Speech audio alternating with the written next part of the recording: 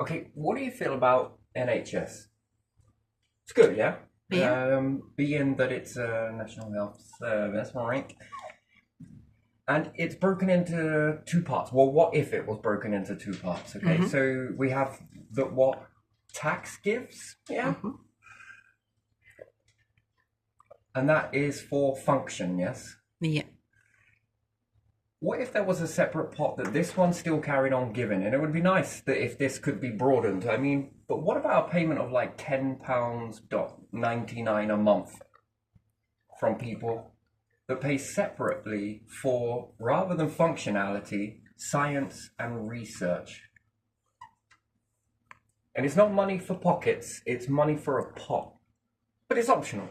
Put into it, don't put into it. But one day that optional pot may come in handy to save your life. So to say that our National Health Service is free is a bit of an understatement. Because it is privatized, but privatized towards helping as opposed to privatized towards profit. Well, nice way to be. I think personally that is interesting. It's almost semi-privatized in itself. Yeah, But it is in it our. is and it isn't. Yeah. But it's about a collective as opposed, and I guess we don't have, and it would be nice to expand it as well. So you understand this is like a 10.99 optional payment plan per month, yes? Yeah. Which goes for science and research.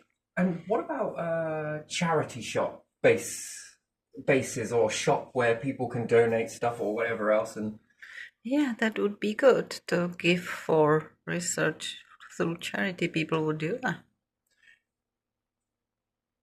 this keeps going for the functionality to keep things going as Yeah. a whole. Then after this, with how much the money that they make on this per people, let's say this is, for argument's sake, 4 million. Maybe it's a lot more than that, but Yeah. let's just say that. And then let's say this begins to generate around 2 million,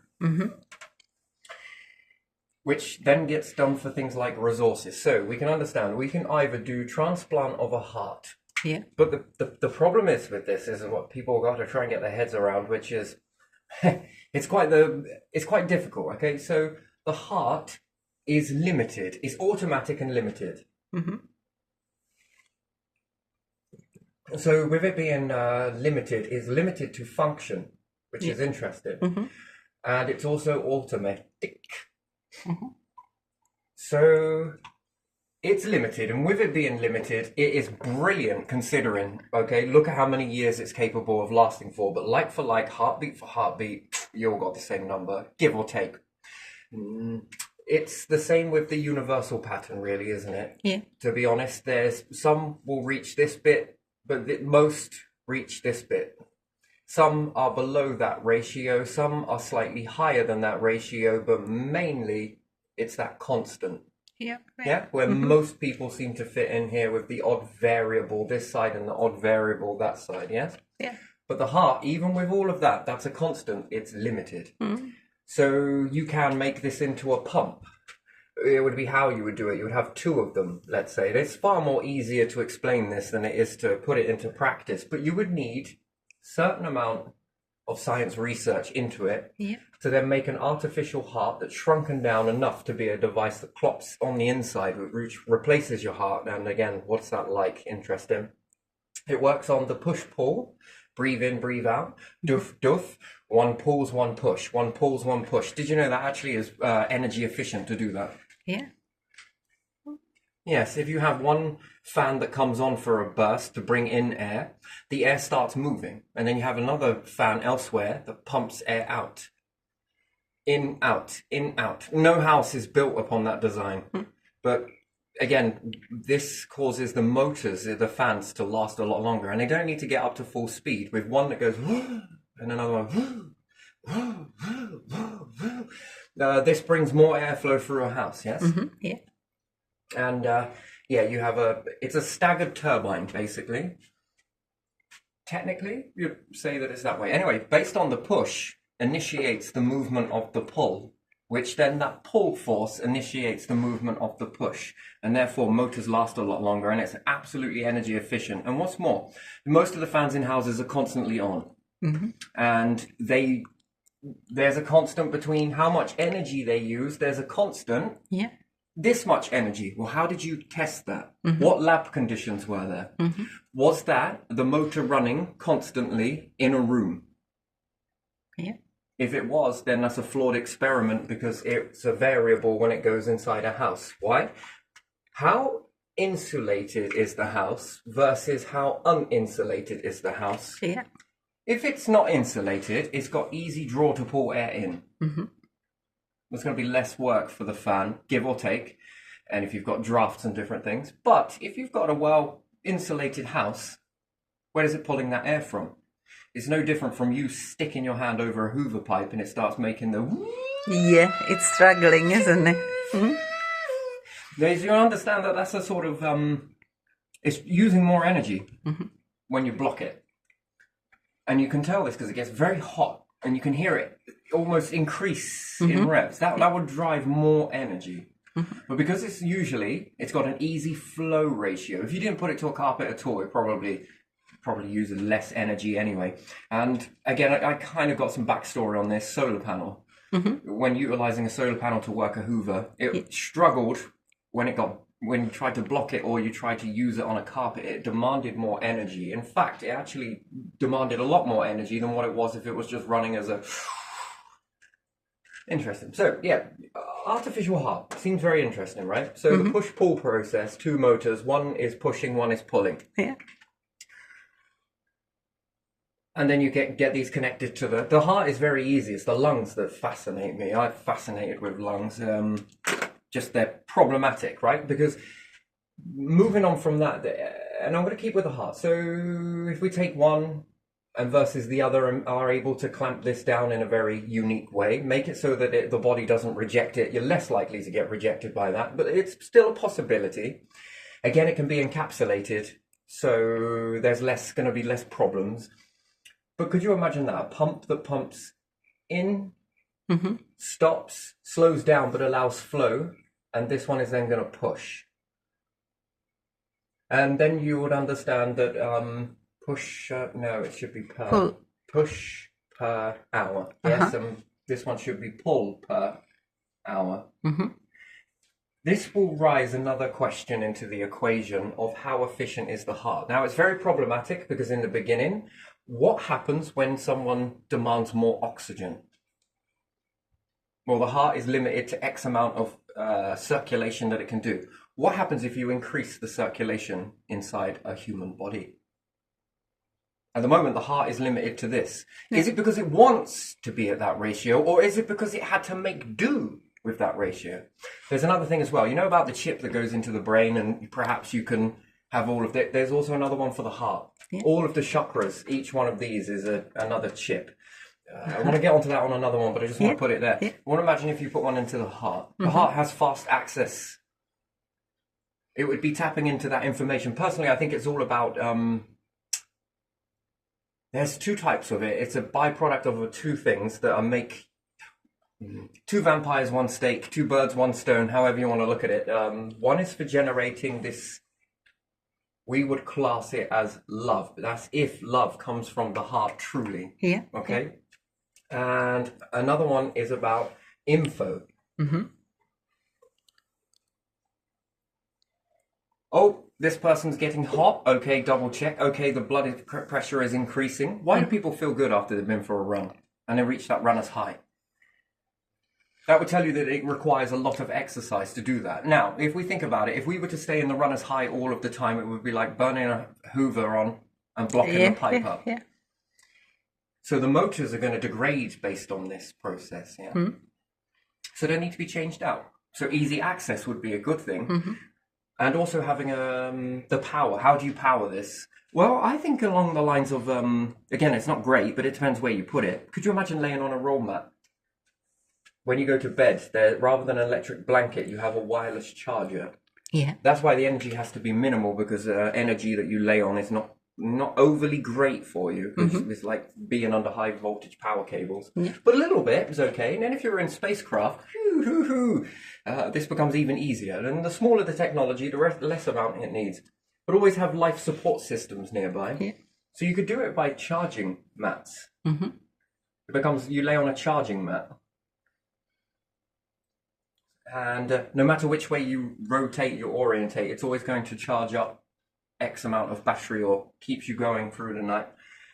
Being able to read this as when it starts to degrade, yeah, the first initial operation would be incredible, brutal, in fact.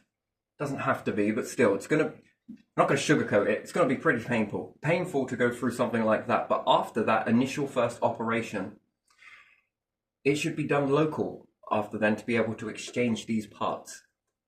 Because they're gonna burn out. Mm-hmm. They're gonna eventually go down. And I wonder what happens to when we change that top end variable. Where does that variable now open up to of how long you live? Yeah. Now when we're moving the spectrum, and all of these things are based on life. It's the lungs that fascinate me. You know, the lungs are very fascinating. Do you know why? Why? Tell me. Because they work like the universe. Yeah. Well, of course they do. Oh. Right, so I was sitting there thinking, how do we incorporate oxygen into this process? And automatically that goes to you. When we look at fish tanks and we look at a filter, that's liver. Mm-hmm. Kidney reminds me of tapping a birch tree. Yeah. Just trickles and fills into a pocket. Mm-hmm. And then when the pocket reaches a certain level, trigger off another response to the brain. Again, with this info loop. There seems to be information. The person is elevating. The person is doing this. The person is stressed. Quick, trigger this. And then I wonder how this works for stress situations. So that's automatic. The heart automatic based on brain information back and forth. That's what that fast track is. Speed of light too slow. Chemical reaction way too slow. But a quick atom. Mm-hmm. This is fastest thing that you can probably. It's instantaneous. Yeah. If you were to splice atoms, interesting. I just wonder what happens to the next people that grow with the atomic bombs that have gone off. Because these are split atoms. Mm-hmm. What happens if life wraps itself around? Anyway, never mind. That's another story. But even still, to fast track information, this is the fastest way.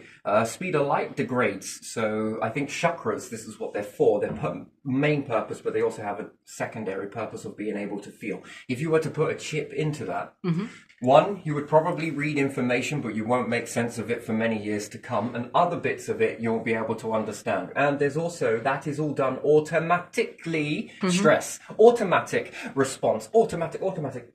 Now, you have an artificial heart. You can put it in manual mode. Feeling stressed?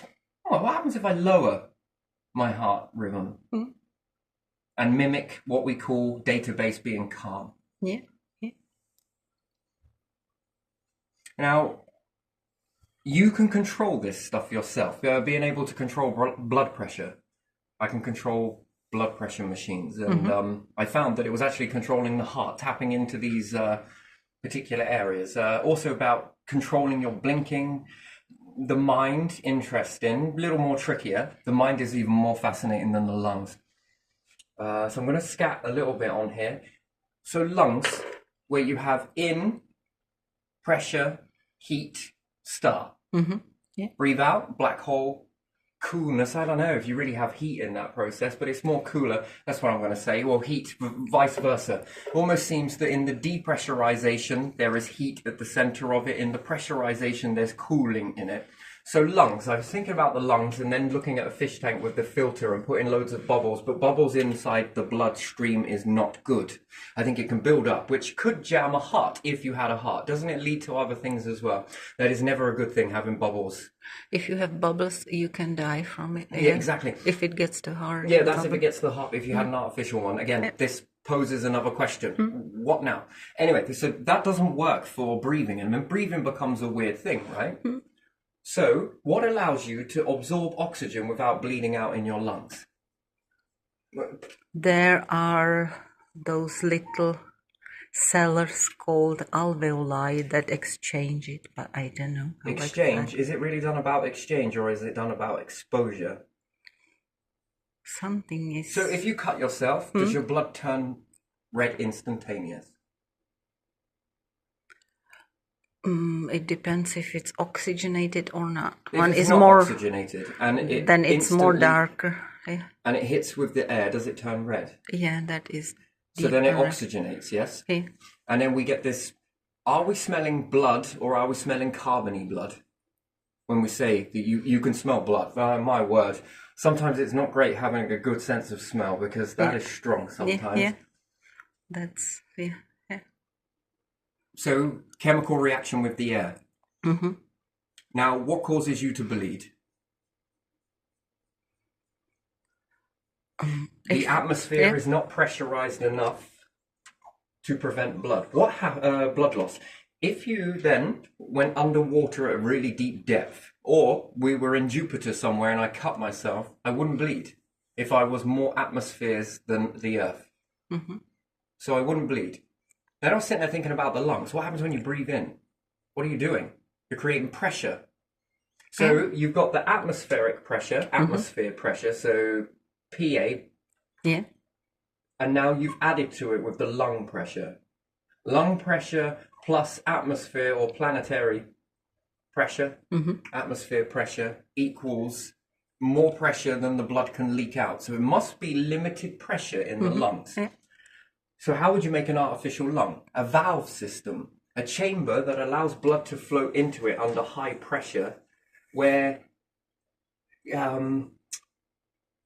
so I was trying to sit there and trying to make a convection lung. Sitting there thinking, well, convection would work. But the problem is, when I build it, a lot of physically, of course, in the mind, when I build it in the mind, it falls apart because there's a lot of blood loss. This is the thing that happens, the blood is lost.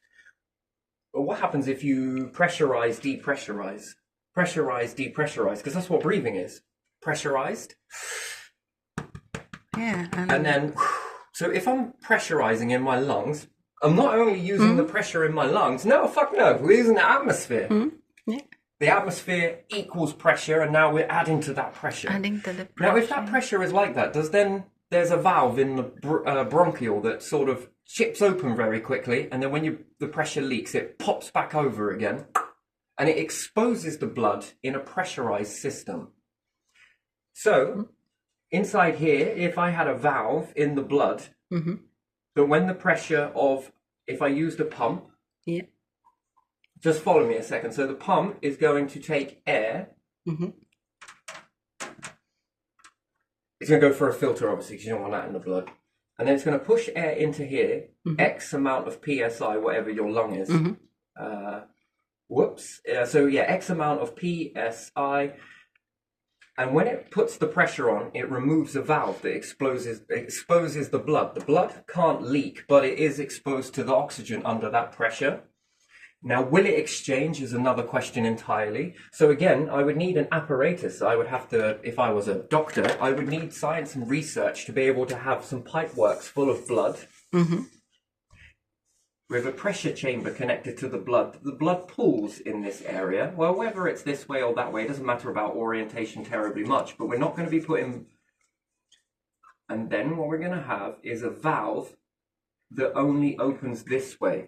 When there is more pressure inside this pressure chamber from this device, and it's got to be small. It doesn't need to be big. This was another thing. I was actually quite surprised of how small it actually needed to be, depending on how much blood was being exposed per time. Which this then fit with the heart and lung process. Because again, the lungs are at limited capability. And what else is our limited capability? Atmosphere. How much saturated... Right, we often look at how much oxygen do you have in you. I'm usually running at 200% and above. We're taking out... You've got very... You've got a lot of oxygen in your blood, basically, technically, is what they were. Layman's terms. And I was like, so new. Who would have thought? Anyway, so, yeah. And you're sitting here in front of a doctor and you got... I know you got some needles in here somewhere, haven't you? You don't want to stick me with one of those, do you? Anyway, so if you take the air in, pressurize it so it maxes out, it's going to release the valve. The blood should stay where it is based on this pressure, but it's going to allow it to expose to air. Then, when you depressurize this chamber to let that air out, the valve is going to block again. That's going to push out the carbon air with a quick release of air that comes in and through the chamber. And then again, it blocks here. exposes the blood to the oxygen, which then oxidizes the blood, closes, pushes out, all in very. Now that's making breathing, isn't it? Is Yeah, it not? yeah. So That's if you like had breathing. two of these, Yeah. you now no longer need your lungs. Now, next question is, can I add a gas to this? So we look at car engines in this one. This is what I was looking at, car engine, and I was sitting there thinking, if I add octane if you're petrol, or if I add NOS to your mix, you seem to run a bit more efficiently. Much more if we were to switch it out and add some hydrogen to it. You run even more efficiently with less heat. Yeah. So, if I could increase the pressure based on my artificial heart, Yeah. and increase the oxygen in my artificial lungs, Yeah. which would be more exposure per pump, and I can get these to sync up to one another, because that's what they would need to do. Yeah. How much more oxygen can I put in my body? Artificially, it just means that it will be breathing. So whereas you breathe in and out, and then I wonder how this affects dreaming. And then, do you need to sleep? Then there was a lot of other things just growing on this. I've only been thinking about it for 24 hours, and on intermittently now and then in the background of the Ed, it's been just going around looking at fish tanks, livers. Oh man, I got a whole drawer of this shit just going on in the background, right? So I've not been consciously thinking it, but I have been subconsciously thinking about it, especially when fish tanks and liver and purification of all of this sort of stuff. And then I wanted to enclose it. Yeah, I wanted to enclose it. If you could take that moisture back, you can be given tablets. Yeah, sure, tablets are great. Don't get me wrong, but this is better. How much more longer will you live now if you have an artificial heart that syncs up to your artificial lung? And again, charging it would be, I don't know, I'd even carry one of these inside a rucksack. What do we got here? Just usual charge controller. Let's have a little look. So we got a regular drill battery here. No brand, no speciality. Then if I got my little charge controller, and I've got my key for plus and my paper clip for minus, and I give it a little wedge in here. Probably don't recommend you do it, but wait, did I do it the right way around? Now that is a question entirely. Nope, so we're going to have to do that the other way around? Or I might have flattened this battery. No, there we are.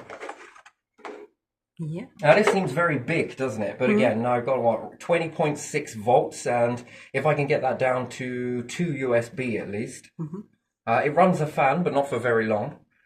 But it runs USB indefinitely, 2 of them, in fact, and some of them are quite hungry, So I tried it with a phone, wonderful, just couldn't get it to go flat. This, and then I used it with one of the pads, and it is colossal. Okay, it requires a nuclear power station to even bloody charge it sometimes, right? But if you had this in your rucksack again attached to you can always have a charge from this stuff. So you could possibly, because electrical equipment is sometimes very hesitant, isn't it? Yeah. And you're going to lose batteries. And then what about if you're driving in your car? You can also plug this into your car because it's got an alternator. So again, you can always be charged. Then what about walking through shops? Where are you going to beam in?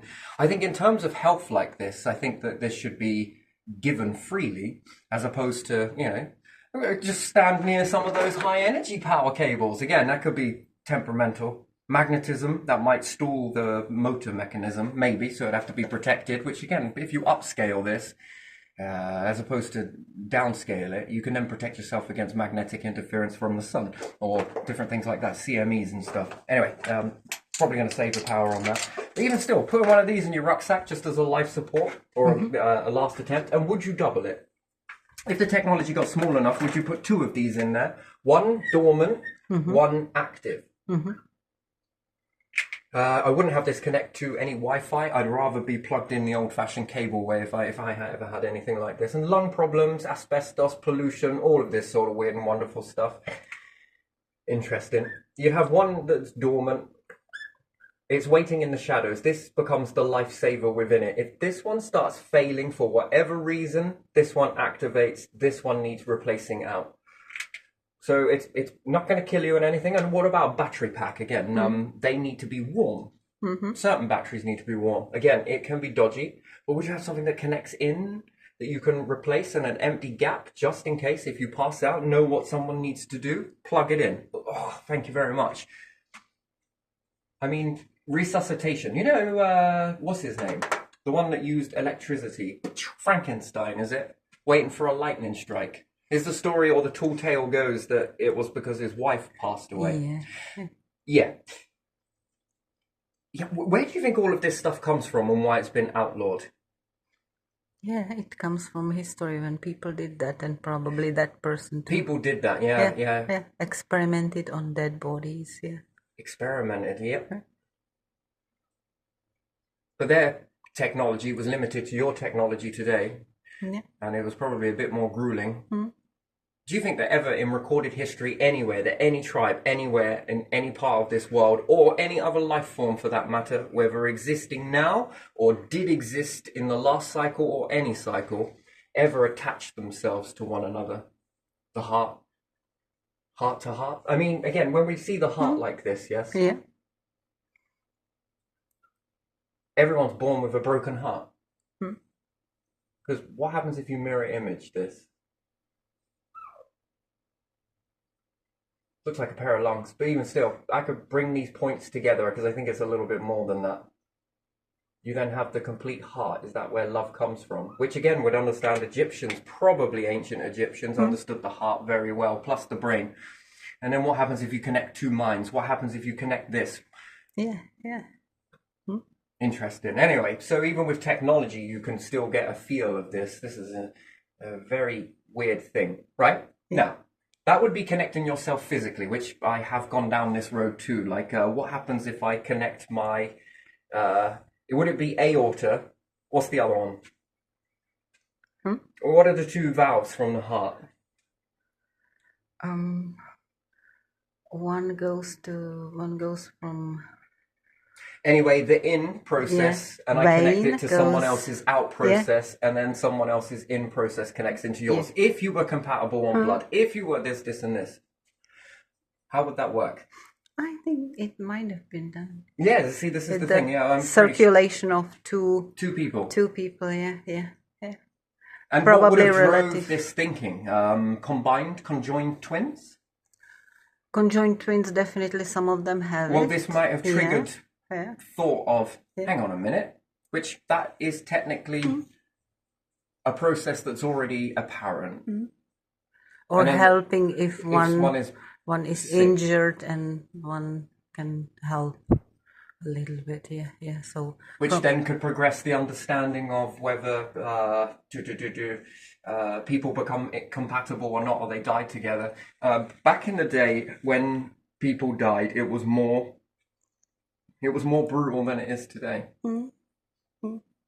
It meant it was destroying to the point where it could possibly, more likely, more commonly, it would cause the death of the other person. They would probably stop eating and be struck down with grief and held really...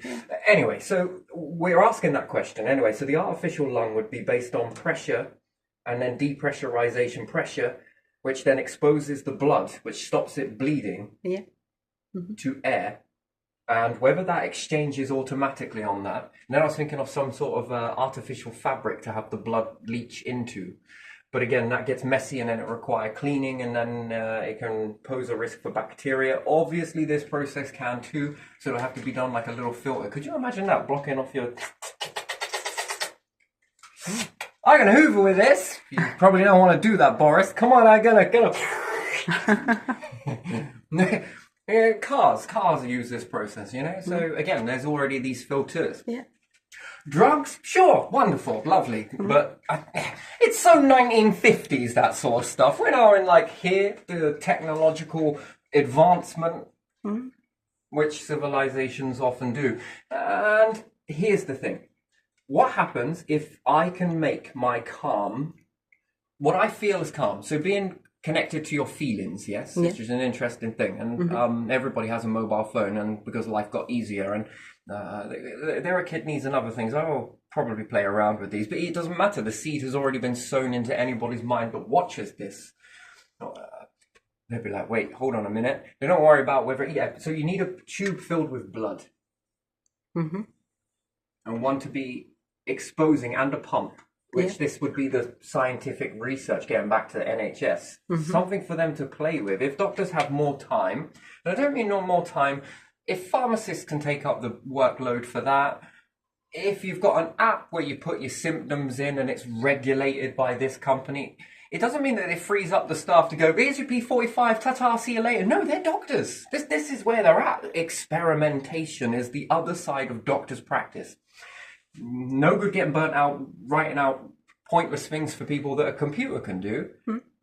It worked. It got you to a point, but then now it's like, thinking caps, because that's what you got it for, isn't it? Yeah. I'm making an experiment like this, but at the other end, have a way to... So if it's blood, and it's actual blood, and anyone wants to donate their blood for this sort of research, which is interesting, you would expect to see the side here turning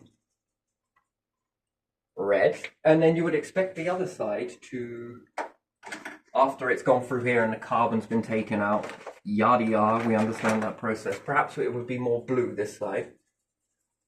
And then when it goes into here, it's oxidized. To see that work in that particular way, and then if you were to put a little chip inside the flow that doesn't block the flow, but, well, you can do more with that chip. You can then tell whether there are fats building up inside.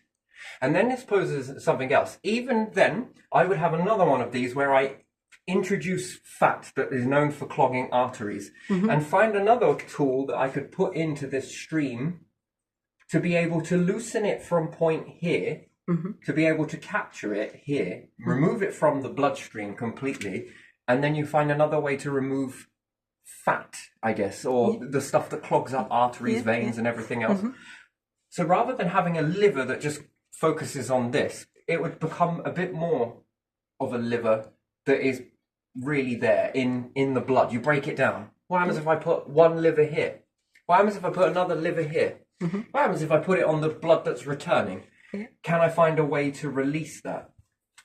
And that there's possibly a way that it could be done, but it's kind of risky. But again, if you don't test it, you don't know, right? So vein material, it'd have to be vein material. If you were to put something inside the vein that goes from point A to point B, that gets put into this part here, you know, when doing piling, we used to shove in a... So we had to clean out a concrete pump. It's basically pumps cement, granite, and everything else. Usually the process of the stuff traveling through keeps it good, but those pipes are very expensive because how they're made to take that colossal pressure. And if they burst, God help you if you haven't back pumped. So at the end of, you know, a week or whatever, you're moving off on shift, you have to put in a ball. A foam ball. And then you fill it up with water and it builds up on pressure. And then this foam ball pops through the whole system and it pushes all of the crap out. I used to do this I was doing this before I even knew this process. You know, there was these clear fish tank pipes. And I had a little bit of an OCD moment of how green it used to get in there. I hated it. How can I've cleaned up all of this and I bet you're going to regrow back into the fucking tank again, you son of a bitch. How am I going to get it out of there? I used to have the dark pipes. Somewhere along the line, I hoped I'd never get the clear ones again. And then I was like, ugh. Oh, my days. You shake it? No. Wash water for it? No. But if I wedge tissue in it, fucking squeeze it into, I couldn't even move it. And then I put it over the tap and then locked it onto the tap by holding it. Gee, me, that pressure sometimes. You used to... and then you turn the tap on, you could hear it. Oh my God, it's squeaky clean in there, Mr. Muscle. I think you can go home. And then drop it out into the sink. I managed to clean it. All of that pressure. And when we think about the veins, if there was a way to do this safely enough to do it, then. Are these the hotspot areas in the body that actually get filled with this stuff? Can we grab it so that this thing doesn't go all the way around the heart and cause all sorts of problems inside the body? No. And if you get more advanced with it, could you imagine injecting a little submarines inside you? Little cleaners. Little nano submarine. And you get to do it on your own phone. What are you doing? Just cleaning out my veins. Sit and go through all your system. Hey, what's that? That's the brain, right? Okay, it's a little submarine inside the body. Wow. And it's very easy to put in. I mean, that would be a weird thing, wouldn't it? And if you built upon that, right, it seems like science fiction, doesn't it? But it's like a remote control car, perhaps, because I was playing around making a submarine. Man, that was funny. Anyway, out of bottles, hoverboats, boats, and everything else out of radio gear, that was all fun. But submarine, it's got to be the winner. God, that is so complex. That is so complex, and you lose it more times. Yeah, it's a mission now. Anyway, never mind. But if you could shrink that all down to something very small, because you've got to learn big in order to shrink it down, right? Can you imagine the old mobile phones? Hello? Size of Big Ben. Yeah, okay, Grandma, see you later. Yeah, do you know what? Beep. And then you shrink it down. Mobile phone's pretty big, but you could shrink it down. And technology is on the verge of already. I think that some scientists were holding up. I don't know how true it is. Take it with a pinch of salt. With some sort of report where they've made a very small motor. Yeah, I think they did. Yeah. Remote control gnats, anybody? Remote control bacteria? Oh, this is awesome. And again, if you were to label this submarine or probe, body probe, space probe, Earth probes, it's a lot of probing. Sun probe, star probe, black hole probe. Ooh, yeah, that's nice. But put one in the body. You need some bigger ones for space, perhaps, but some smaller ones for the body. Think how much you could learn, and then if you could get it on the atomic level, so eventually every single one of these that people have got in them, and if it just needs to rest, it just anchors. Oh, it sounds so weird, doesn't it? Doesn't it sound like crazy? Yeah. Nah. No, it doesn't. But for it to go around the body unscathed and not cause any problems, not get lodged anywhere, be able to fight the current. Looking at rivers, you look at fish tanks, look at cars. And with this artificial lung version, right? So you'd need to be able to remove the oxygen from the blood this side. Yeah.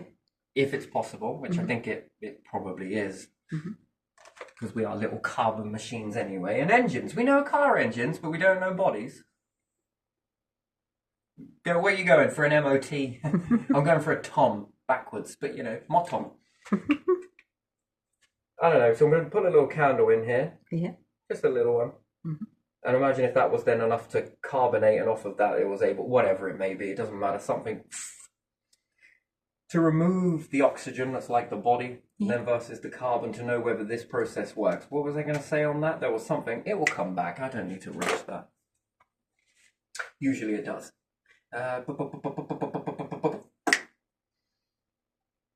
Yeah.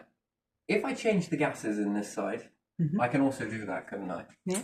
Ah, there it is. What happens if I made the technology that's really good, that I can knock off gases such as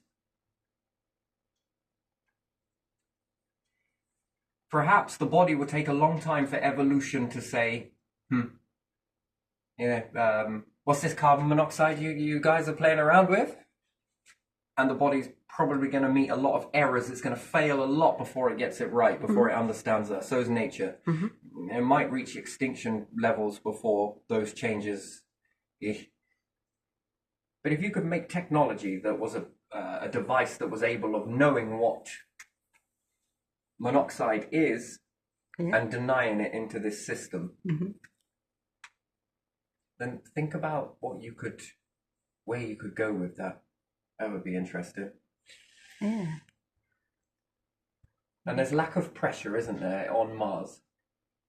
But is it because of lack of internal pressure? What happens if you increase the pressure?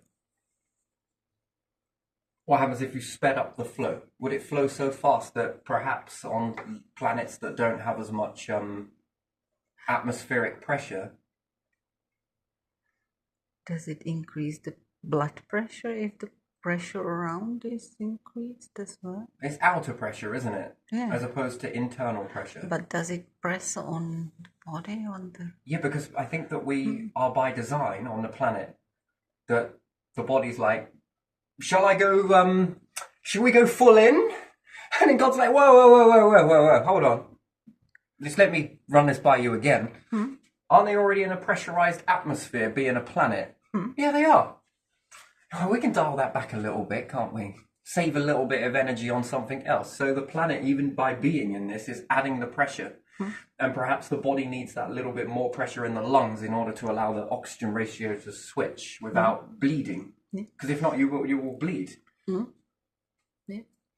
Yeah, and then if we drop the pressure around, is that what causes all of this to release from us, the decompression, because of the bleeding? I think that's probably what it is. I think that in space, doesn't your blood begin to release from your lungs? Yes, it boils, it separates, but that's lack of pressure. But what happens if you increase that pressure on the internal? Yeah, it separates on low pressure. So on high pressure, does it become too thick? It becomes like a gas, doesn't it? Because there's not enough pressure of the atmosphere. We take the atmosphere for granted, like it's meh. Yeah, because we don't unless you move your hand, you don't feel it. Or unless there is draft or wind, you don't. Or you get in water where it's more compressed, and then you understand atmosphere a little more. And you see, that often gets left out of the equation, I think, is the atmosphere plus when you breathe in, you are creating a slight pressure chamber. Yeah, when you come from depth, when you are diving, you have more nitrogen, but still because it was all pressured, you have to go slowly, otherwise the blood boils, they call it, because it bubbles, and that can you see, that's the reverse of this principle.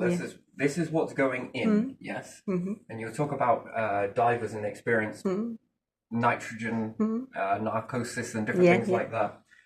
But if you had an instrument on the inside that was also just as efficient as the one on the outside of what goes into the body, different gases. Yeah.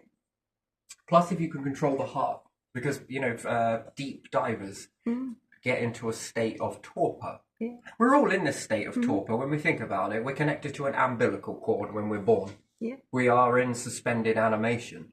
We're overdosed as humans in oxygen. We're saturated in oxygen when we're inside a womb. Because you got to think about it. It's almost like there's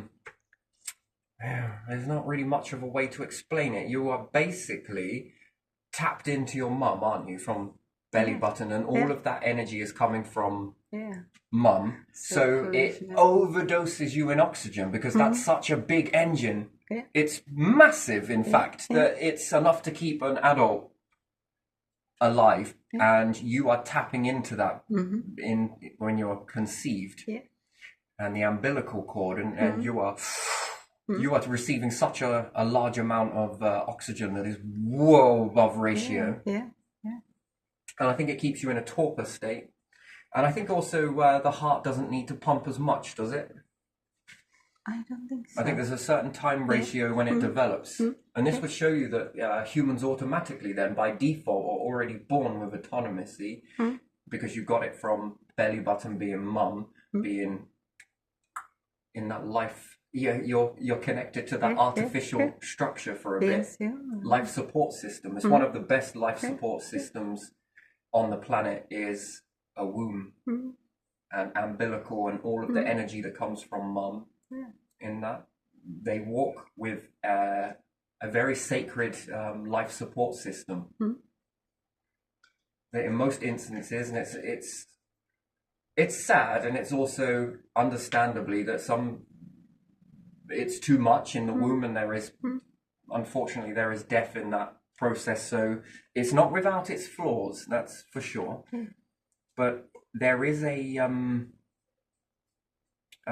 was fascinating when children are born under water, isn't it? In the water, the pool. Yeah, they can swim right away. And then when they're disconnected from mum, everything seems all right until they're disconnected from mum, which on witnessing the birth here, there was a moment, a little while where there wasn't much happening, much movement after that. And it almost got to a point of panic. Not gonna lie, that was because she was a home birth, you see, and Yeah, there was a few moments. It seemed like it went on for longer than it was. I think it was around 2 minutes where there was a lot of movement happening, and yeah, you feel that. No one's saying anything, but you feel. It even caused Mum to sit up and start taking notes. So yeah, there was a just to think about that in that moment. Again, that's probably a shadow for myself. You know, it's like you're on the verge of something, and then it's almost like how fragile that this moment can deplete and then pick up afterwards, because then there's signs of life, and then there's a cry, and as soon as you hear the cry, well, it wasn't really much of a cry, the cooing, I guess, if that's the right word. That's then when you know, oh, okay, we're back on, all right. Yeah. So, yeah, but it's the fascinating part from that for me is it came from the moment of snipping. To be still connected to Mum is still life happening in that. That's interesting, and it's almost trying to get the spark of breathing, isn't it? The first initial that sensation, which again must feel like menthol. You know, when you put really good menthol and you have a wash with it, and you're whacking it all over, like, yeah, I want to smell like a polo, and then all of a sudden you're like, wait a second, hold on a sec. Why does that burn, man? It's like menthol. Could you imagine that in your lungs for the first time? Because that is the sign of life. That probably, that feels like that. Cold air after all of that warmth, that shock, which then perhaps triggers off an adrenaline response, which then gets everything, you know, really going. All the glands fire up, and then that's the first sign of life. Technically, it's not the first sign of life, but it's then you are now working on your own system and no longer working on Mum's system, which is interesting. And then you can understand sperm working on its system, and then it can no longer last anymore unless it goes in Mum's system, the egg, and then that egg relies on Mum's system. Interesting. And then after a while, that Mum's system starts to not be so great, and then you're born, and then you start relying on this system, and then this system starts to fail down, and you're relying on the solar system. So yeah, it's a lot of systems, isn't it? Yeah, everything's systematic. Should we make some more systems? Yeah, all right. Well, at least you're living up to your blueprint, I suppose.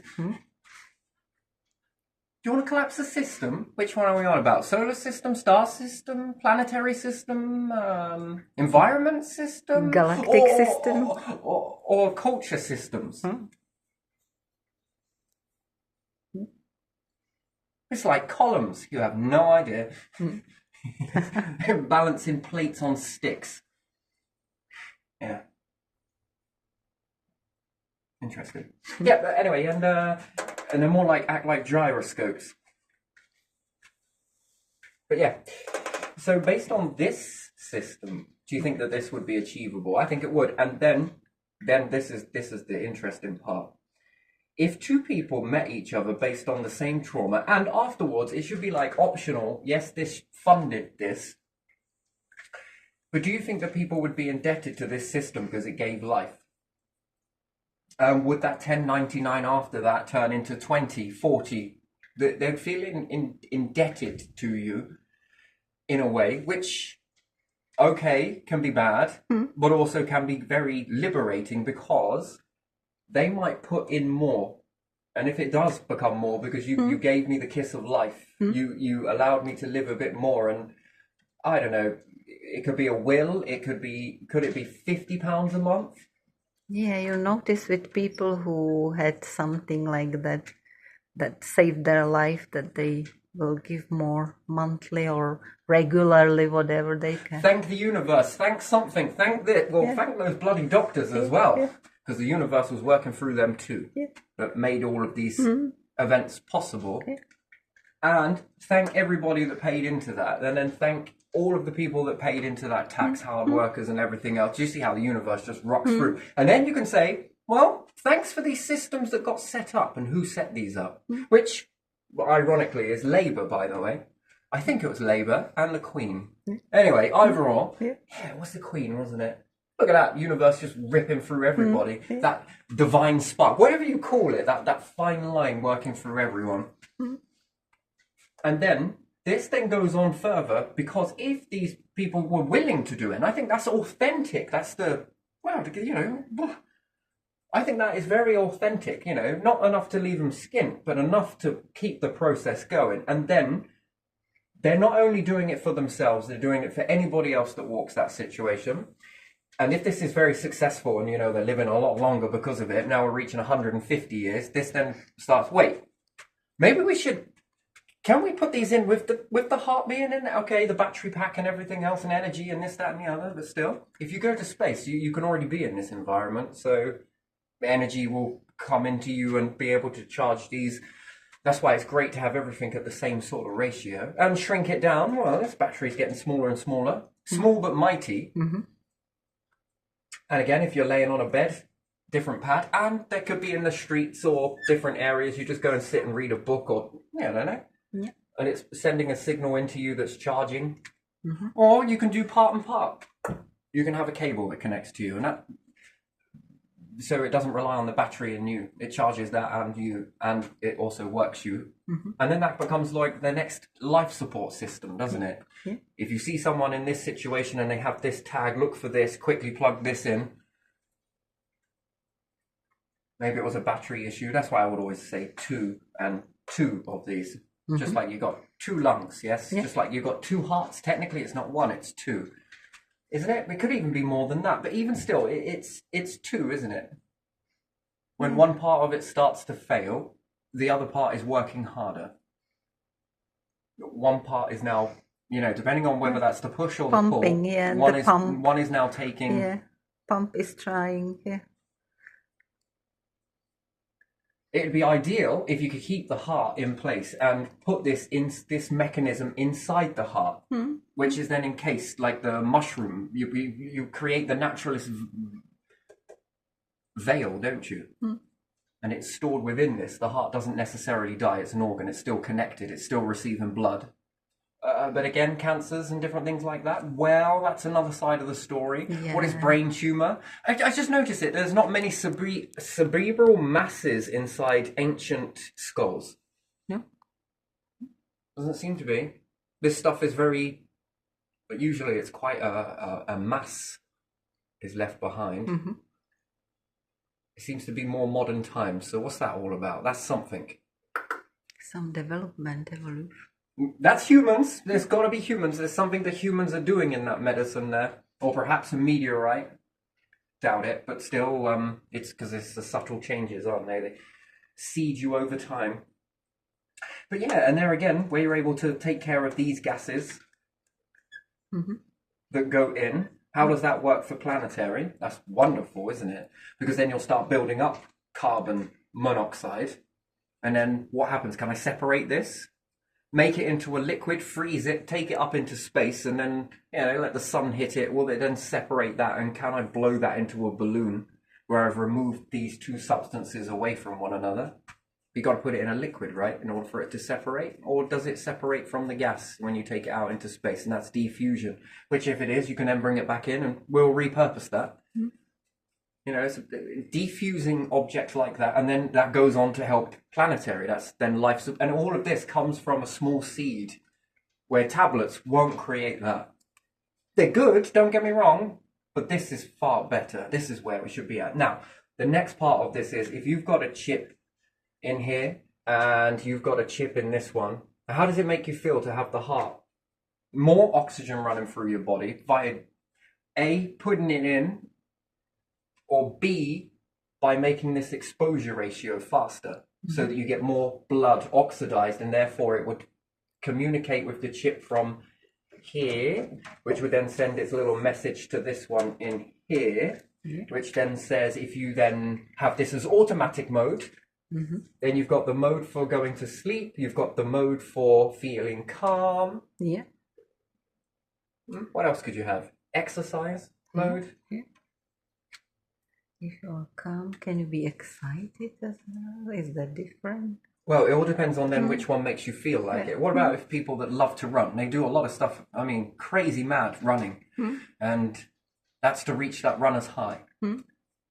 What you're really saying is, I like the feel of being overdosed in oxygen. Yeah. You like that feeling. Have you ever run like so far, or not far? I was doing a bleep test with my sister, yeah? Mm-hmm. And because we're twins, everyone else dropped out. We were still running. Mm-hmm. Become a spectacle of the place we did. You know, she weren't beating me and I wasn't beating her. That's the sort of thing that it was. It was that sort of checkmate situation. And, yeah, then I dropped out. But the thing is, after that, there was like this dizzying effect, which is usually, if I get hyped up on a lot of oxygen anyway, some people don't like that. And you have to slow yourself down after running that much. That's when I noticed that the person that was doing the physical, is it physical education? Not sure. Then she activated, which then made a skill that probably wasn't always there. And then she started running with us. Yeah. Don't stop. What do you mean? And she kept timing. You got to keep going, and we got to slow you down because of how long you've been running for. Mm-hmm.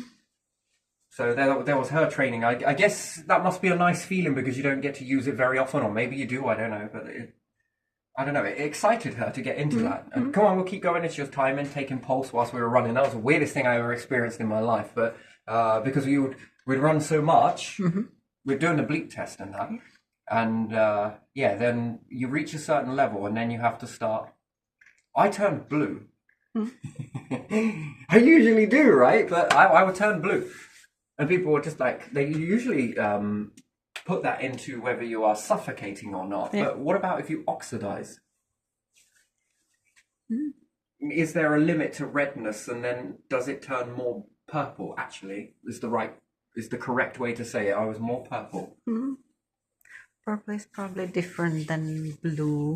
Yeah. Yeah, it also depends how people are breathing when they are running. If they are efficient. Eyelids, my lips. Yeah. My hands, my arms, my legs were slightly. I didn't see anywhere else because obviously I was covered, but a bit more purple. Purple hue. And then I wonder if that's what they call blue blood, which is actually ultraviolet. It looks like ultraviolet light is the way I can explain it. So is that a high level of oxygen? I'm not really sure, but there you are. And it's amazing how cool you feel. But everything, and you feel all your pulses and the pounding in your head, like your brain's jumping around to the rhythm as well, you know, like, I don't know. For me, this is when imagination not runs wild. That's the wrong word. No, I told you I always fuck around with those things as a kid. Yes, like on the cusp. Yeah, that is incredibly enhanced, like over the vision, out the vision. Oh, it's interesting. And I also like doing meditation as well in that way. But I kind of like to get to the meditation part and hold on those, try and keep that level up. And I also like dipping down as well into a carbon ratio. So there is this with this. What happens when you slow that down, speed it up, do this, right? Oh, this feels really good for me. Because now you're no longer automatic. You're not waiting for that to happen. You're not making any effort. It's just a flip of a switch. And then this one either slows down, which is the ratio of this flow ratio, being the lung oxidization version, and it helps scientists understand what the ratio is before imminent death. You way moved this spectrum now. What is current for age? Where does it go? That's the question mark. Then how long do you live? Because living at that ratio is all about heartbeats and how many you have per life. Heartbeats per lifetime. So in order to experience this naturally, the heart will probably give out eventually. Because you're moving faster, so you're experiencing more. Walking is the best exercise. Yes, it is. It's very nice, very good. Running, not sure about that. But if you run regularly... But they're chasing the high. Yeah. They want that high. Yeah. That's what they're after, I think. Then after that, if you do it really regularly every day, your overall heartbeat slows down. So it compensates for those times when you were running quickly and for some period of time. So it doesn't necessarily speed your life because it compensates in the calm state and the heartbeat gets slower. But you would have to run seriously a lot to achieve that. And life isn't like that. Life is complex where sometimes they put it off and, oh, I don't fancy going for it this time. So that's the human behavior. That So depends. Yeah. that speeds up your, what do you call it? Is it your metabolic ratio? Yeah, in metabolic. That speeds that up. And then there's lungs as well, breaths per lifetime. There is the main ground here. This is the more common, and then there's the variable. So perhaps running falls into that, but what about other people that run and fall into this category based on behavior, which then you could say discipline. And not everybody is truly disciplined all of the time. No, Some that's people are more disciplined for a longer period of time, Yeah. but no one is fully in that 100% discipline. That's not really realistic in a world that is constantly evolving, because we are constantly in this thing called change. We are change. We're in change. We're in movement and change and evolving. Yeah. So when you have this ratio where you've got it set up and you've learnt your own, Yeah. which this would be fascinating for the scientists, especially in NHS, to follow that. And they then say, oh, I like this mode here. And it would be up to the hospital to say, okay, beyond here is perhaps death, but again, who knows? And free divers, before they dive down nice and deep on one breath, they get into that torpor. What happens if they trigger a torpor mode in that, where they can slow everything down? How would life be for them? How much more efficient would it be? Is it terrible? Is it not this? Is it that? And then there would be an override system on top of this, that if they then started to collapse, then this will trigger back into active or known mode as a lifesaver, basically. And then, there's the benchmark. We went a little bit too far with that. You know, with organs, when the heart stops, that's pretty much it, give or take. I think you've still got a few moments. But if you could turn off the heart in this ratio, it doesn't mean that you're going to drop down dead straight away. I'm pretty sure of it, because I think that system's going to slow down. And the difference is with this, you can turn it on and off like a light, this one, but your natural one, when it's turned off, it's very tricky to get it restarted again. Yeah. And that's the thing, that's what causes death. It's potluck. And yes, defibrillators, very good, but they're, again, still 1940s. Frankenstein, they belong with the... Yeah, good at getting you to a point, but this would be so much more better. You get to go home. And then there's the torpor mode, then there's this mode, this mode, this mode, this mode. And the people have they can be in these sort of barriers. If you push it too far, perhaps be in a controlled environment. Come and see us if you want to play around with it. After the initial shock of going through the surgery and not knowing, and then there's this knowing created, come down and see us. Just let us be there if you want to experience beyond the bracket, if you want to slow it right down and experience that, and just let someone else be there, that they can notice if you fall or whatever else, or it starts going bad, and then they can put it back into known mode. And then you're like, whew, what happened? Well, you tell me what happened. Did you see God? Did you meet anything? Come on, tell me. No, but there could be some sort of, I think it takes 12 seconds for the blood to all fully go around your body, doesn't it? So you're 12 seconds from brain dead, which is the one that is the big issue, isn't it? Really? You don't want to be brain dead. But if it could, that means that the heart can stop, and 12 seconds after you, there's going to be an awareness. Up to 12 seconds, which I think it is, because when they used to behead people, okay, that's weird, but still, if you're innocent and you're not a witch, once we behead you, open your eyes. And then the person's still blinking at them, and it's like, oh, what have we done? Well, it's a good job you guys didn't have anything called, what's the word again? Caring?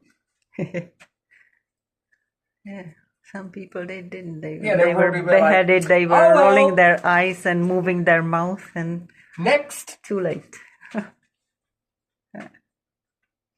There were some things like that. There were, and that shows that, 12 seconds, I think. But again, that's not due to anything else, but even still, I think it's around 12 seconds from when the heart stops, give or take, 12 to 9. Either or, it's around that sort of ratio, depending on how fast the blood is. And then if you run and it's give out, it's going to be a little bit more longer, because the blood's still and then it starts to carbonate. Mm. And then those signals are read by the brain. Aha, and perhaps the fast track from the signal from the heart to the brain. Now we're going to move into a little bit of a stranger one. Two people meet together, and they get to feel what it's like to live in your comfort zone. Mm-hmm. Oh, I like this zone. This is the T zone. Mm-hmm. Do you want me to send your coordinates to yours? Okay, let's plug each other into this. Do you want to feel what it's like to be me for a bit? Okay, this is where I find my optimal. And then the other person sort of, oh, okay, you like operating in this mode all of the time? Yeah, what thoughts come through with that? It'd be like a pie chart, wouldn't it? That we all know that we think differently when we panic to when we're calm. Mm-hmm. But what's your optimal? You know it based on feeling it, right? Mm-hmm. Oh, I like this. All right, I feel pretty good. Yeah. And that comes from a lot of factors. Oxygen intake. And then if you're tired, doesn't the heart sort of is... Everyone thinks that when we get tired,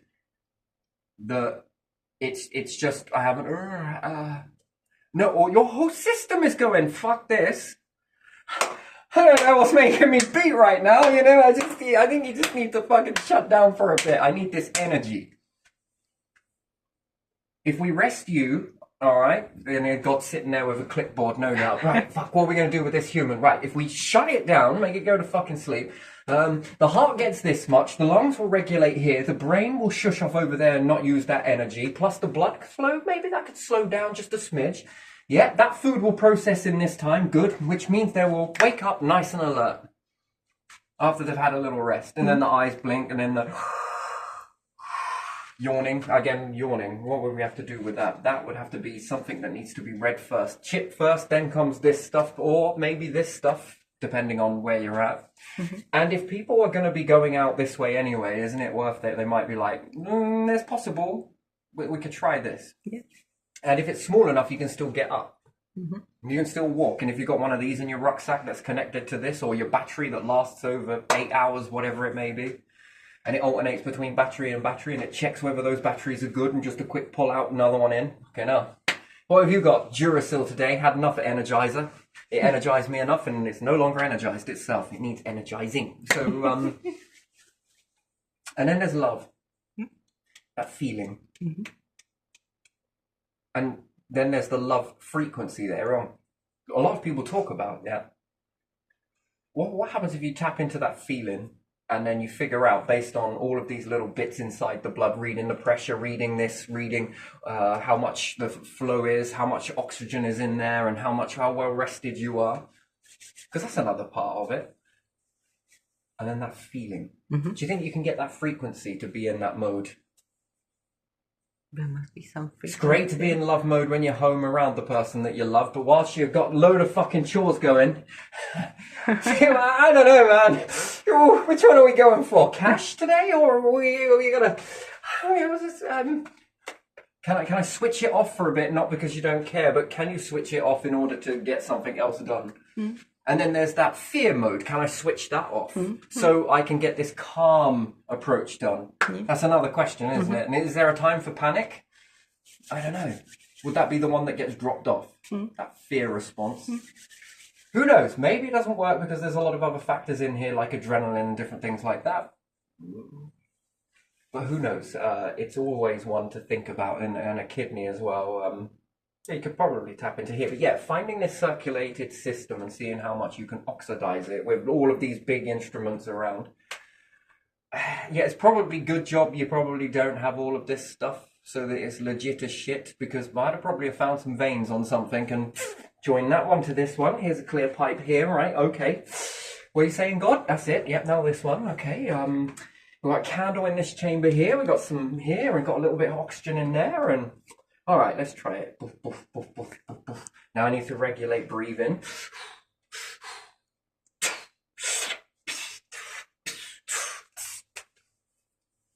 All right, this seems to be working. All right, now let's read the blood. Okay, yeah, that's probably the old-fashioned way, or maybe I've got some computer spikes in there. Mm-hmm. Okay. The fucking veins now turned into a hedgehog with all of these different sensors coming out of it. It looks like the universe a little bit. Do I have some teardrops on the end here as well? Yeah, oh yeah. Different biomes. Oh, lovely.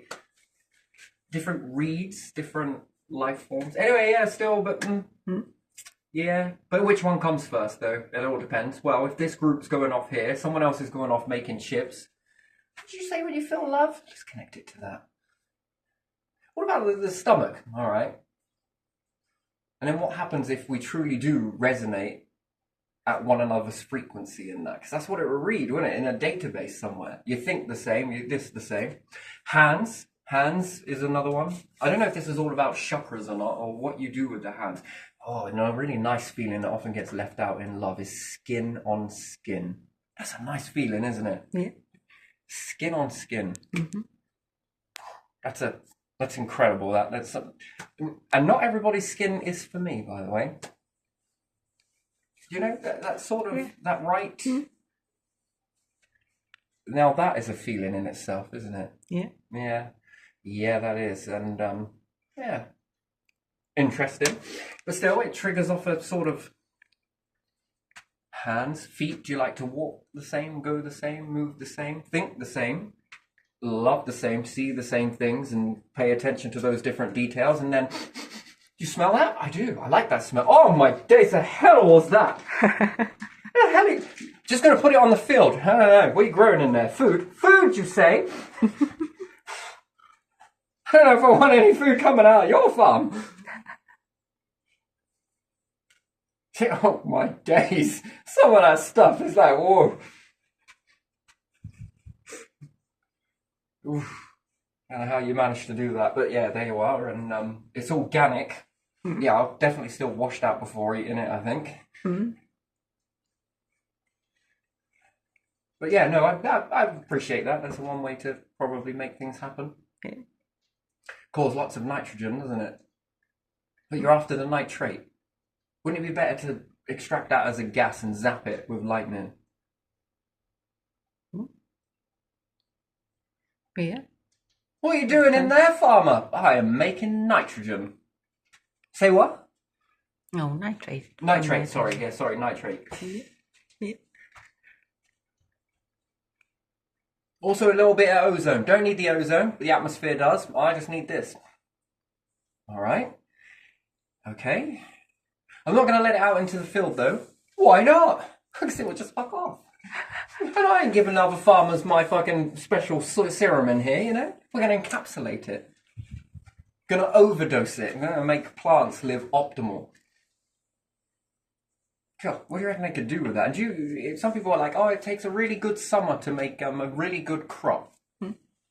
So I got you to see this, didn't I? When there was that thunderstorm. Did you notice how everything turned really dark green? Yeah. But it was a thunderstorm that lasted an incredible amount of time. Did you see it? The change. Yeah. It was nature loves that. fast. Yeah. The fast change there. Yeah. And when it smacks on the water as well. Ooh, that's nice purple from there. But still, when... yeah, could you imagine that? That's basically this same system that we need. We need this sort of to operate. And nature needs that to operate. Do you think how much more better it could be? That's why space is such a good idea, really, isn't it? Because you can encase it. Yeah. I mean, nitrate, is it good for us? In large amounts? That's the thing. Whereas on the Earth, it's sort of a mix of everything, but perhaps it's more beneficial for nature and probably not for us. And then it gets us into an optimal... Because at the moment, we live on a planet where there's a lot of behaviours. Yeah. From animals, nature, and fungi, and different things like that. A lot of behaviours that life has to sort of respect other life forms in order to get a sort of existence, and you all sort of get an existence. But if you created your own universe, no, solar system, thinking big, thinking big. Shrink it a little bit. All right, so we think solar system. Now, if you could make many different planets for each different life form that you have on the planet, now some work together, some don't. Yeah. And some often need each other, or the exchange of one another kind of works well. And then you were to separate this waste product with that waste product, how much more would it boom by giving it its optimal ratio? And that doesn't mean that they need to be separate forever, no, because the gases that this one can churn up and cooks up is not good for it to stay in that gas that it's cooked up. But humans are like, yeah, we like it though. oh my god, that's so good. And then we're pumping out some stuff that if we stay inside that environment, breathing out this stuff, we're like, hang on a second, I don't know if I feel so good. And the plants are like, oh we love it. Oh, I feel so... We're all getting high off each other and we don't even realize it. What are we getting high in? It's called life. But whilst we're all jumbled together, it's sort of a bit more, ball of string. Z. Plural.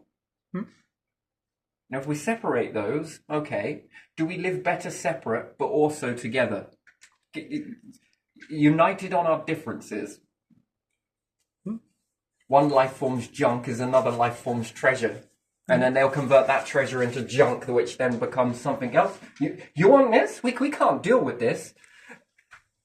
And some bacteria is like, oh, humans. This is what we live in. We just, when we don't look at it that way, and then what are the impacts of living in that sort of waste? And then if we had one that released its stuff into this one, which then pushed its products into this one, separating these ones over here that work well. Okay, we just caused a figure of 8 over here. Nice. We're a figure of 8 with this one. Oh, this salt. This is terrible. And the ocean's like, I'll have it. Oh, you want that? Yeah. And it starts sweating. Fresh water. Oh, it's all right. We'll have that. So I pissed that out, and the algae's like, we'll have that. Oh, go right ahead. And then they've become sort of these nodes of everything living separate but united on their differences. And one junk is treasure that gets turned into junk, which then gets turned into, wow, it's a bit like the seasons or breathing in and out. Junk, treasure. Junk, treasure. Yeah, it's a bit like that. Isn't it? So and the push pull. So I think I'm going to sort of wane out on this one, and I bet it wasn't predicted, was it? This. Did you even think I was going to come out with this today? No. It's a little cut from the unusual, isn't it? Like I say, some of this I've had 24 hours with, but it's tell a lie. My subconscious has had longer to devour it. It's a bit like life forms that live today, isn't it? They've been in this animal mode, but look at what they've been taken in. Even down to the building blocks of life, they've been surrounded by this whole picture around them. Shooting stars, planets. Look like sperm to egg to this, to pattern, to keep going. And it's maybe not been aware of it with eyes to see it, and an ears to hear it, a nose to sense, and whatever else to taste. But there's a different part of it that knows this is going on. Sort of like is aware. And then it becomes the awareness, which is very interesting. And then it led for us to become this in pictures are the universal storyline, the universal language. That's interesting, isn't it? That pictures become this universal speech, whether it would be other life forms or different things like that. It's going to be pictures that do it. Or demonstrations of, which again, us maneuvering and doing different things is all based on picture. This stuff here called writing, it's very scribble. It's sensed scribble. You're making sense out of scribble. That's why kids, when they first get a pen, they go like this. Did it? Wait, what is that? That's what you did. Because they're telling you that that's what they see. Why do I have to scribble? I am scribbling. And they're showing you, I love that with kids when they get to that age where they just scribble. They're scribbling because, and you say that's very messy, but it's a bit more neater like this. I'm like, what the hell are you talking about? Because you've made this make sense to neatness. And the kids are seeing it for what it truly is. They're very authentic, really. I actually was going through some books the other day when flipping through, and Litland's youngest, and they've created this scribble, and I've kept it. And it's, yeah, you're telling me exactly from your perspective as a kid what you're seeing in the world with all of this stuff we call writing. Yeah. And we've made sense of scribble. And to them, it's alien. To the children, it's alien. And they're all about pictures. It's all about the pictures, the universal language that's already encoded into them. They understand fluently when they're born. But this scribbling, if only cell memory was more stronger in this, it would never need to be taught. And again, with different types of chips, and depending on how far forward it goes in human, you know, they might start policing it. No, not past this age, or this and this. I don't know. I think it should be done family basis on that. If the family decides that they're going all in for chips, then so be it, at whatever age that may turn into, in a most safe enough way to do it. I wonder what it would be to be able to push your thoughts into a database that then pushes it.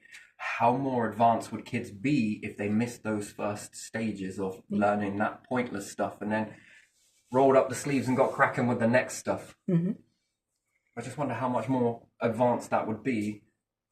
They would no longer scribble, they would write things. That would be interesting, wouldn't it? That's a paradigm shift, that is. And then some people might be like to do it the old-fashioned way, and it's exactly how you want to be, and that's exactly how you should be. We're not one shoe fits all. We're so multi-dynamic, it's unbelievable. But we share commonalities. Pictures. Yeah. Pictures. It's instruction manuals. I look at the pictures. Half the writing, I'll be sitting there squinting at it forever and a day. The fuck does that? Oh, that's what. Oh, wait. Okay, now I get it. Sorry. Yeah, the picture. Now I got it straight away. Because instruction manual, yes, Yeah, and yeah. life pictures. You put that print in. So, yeah, interesting. Right, I am going to leave this here. I'm going to dive into this on a later date anyway, and just process a bit more. I got a lot of distractions going on right now, so yeah. So I gotta. Yeah, someone's behind you, like, hey, are you finished yet? Have you done? Anyway, so I gotta start winding it down because if not, I'm taking up all the space. So, yeah, and I got a few more that I want to do as well. But it's interesting with the heart, the two hearts together. We're all born with broken hearts. Technically, not broken hearts, singleized hearts, right? And if two come together, and I just wonder if that heart symbology is, you know. And gee me, could you ever imagine that? Putting two brains together. Passing thoughts to one another. Oh, we got to make it a trifecta, though. Pushing thoughts to one another and throwing it that way and bringing it back, and then throwing it that way, bringing it back, throwing it that way. We could say it's a boomerang, but no one ever touches it. So we could call it an orbit. It orbits outside. It feels like it's outside of us, like to take credit for all of this stuff internally. No. There seems to be this throw it out and something else builds upon it, and then it comes back, and then you're like, wait, and then you can build up on it, and then throw it again, and then it sort of picks a few things apart, and then also builds a few other things. It gives you sort of like clues, and then you build it up again. Wow, unless that's unconscious and conscious, but again, no, it feels more. Yeah, there's too much happening outside that coexists on the inside. And then that would mean that I'm also in control subconsciously of the outer environment too. Weird.